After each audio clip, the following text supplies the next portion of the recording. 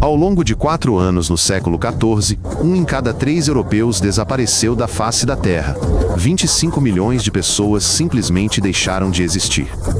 As cidades transformaram-se em cemitérios, e os sobreviventes não conseguiam enterrar os mortos antes de eles próprios caírem mortos nas ruas. A peste negra varreu o continente de forma mais terrível do que qualquer guerra. Em 5 anos, matou mais pessoas do que todas as cruzadas juntas. Essa doença mudou o curso da história para sempre, e hoje você aprenderá como uma minúscula bactéria levou a humanidade à ruína. A doença começava de forma inocente: febre, dor de cabeça, fraqueza, como um resfriado comum. Um dia depois, enormes tumores dolorosos, do tamanho de uma maçã, surgiam no corpo, na virilha, nas axilas e no pescoço.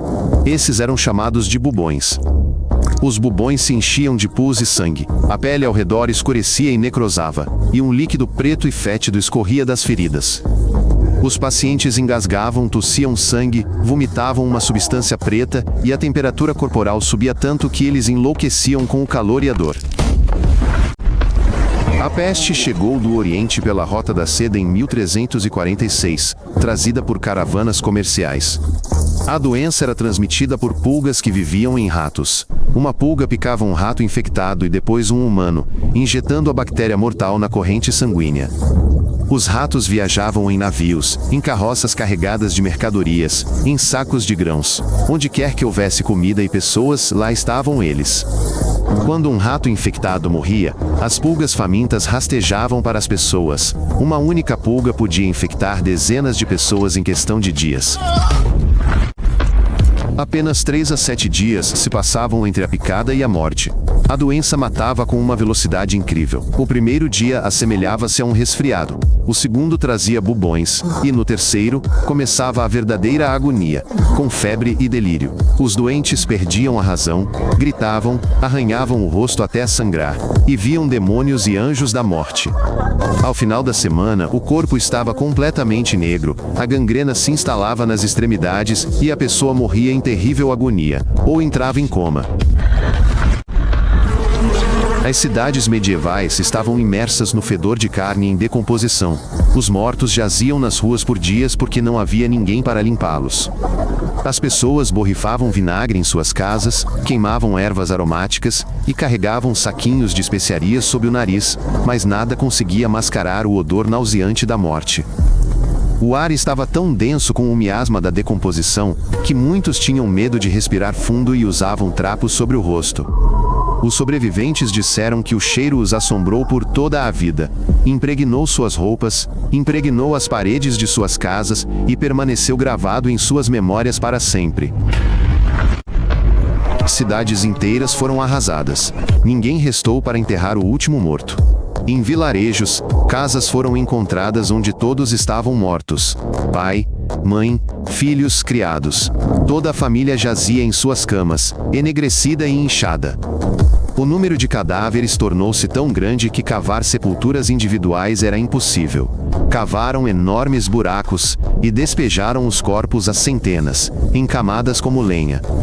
Só em Londres, mais de 200 valas comuns foram cavadas, cada uma contendo milhares de pessoas sem nomes, orações ou lápides. Quando as pessoas perceberam que a morte chegaria para todos, muitas decidiram: para que seguir a moralidade se você vai morrer amanhã? Festas e orgias irromperam nas cidades. As pessoas bebiam vinho por dias a fio, faziam sexo nas ruas e gastavam todo o seu ouro em entretenimento. As igrejas esvaziaram e os bordéis e tabernas ficaram lotados. Os padres bradavam sobre o pecado e o inferno, mas ninguém os ouvia. Os ricos doaram seus bens e se juntaram às multidões de foliões, já que o dinheiro não podia comprar a salvação da peste negra. Os médicos da peste usavam trajes macabros com longos bicos recheados de ervas aromáticas. Acreditavam que isso os protegeria do ar contaminado. Eles perfuravam os bubões com facas em brasa, cauterizavam feridas com ferro em brasa e drenavam litros de sangue, tudo sem anestesia. Alguns médicos aconselhavam a inalação de fezes, outros a ingestão de urina, e outros ainda aplicavam rãs vivas e pombos mortos sobre os bubões. Nenhum dos métodos funcionava. Os médicos morriam com a mesma frequência que os pacientes, e às vezes até mais rápido, devido ao contato constante com os doentes. Quando a medicina se mostrou ineficaz, as pessoas começaram a procurar um culpado, e encontraram judeus, mendigos, leprosos e bruxas. Uma onda de pogroms sangrentos varreu a Europa. Bairros judeus foram incendiados com seus habitantes, acusados de envenenar poços. Milhares de mulheres foram queimadas na fogueira como bruxas. Uma briga ou fofoca entre vizinhos era suficiente para acabar nas chamas. Os deficientes e vagabundos eram mortos sem julgamento, leprosos eram afogados em rios. A sociedade enlouqueceu de medo e buscou qualquer maneira de deter as mortes.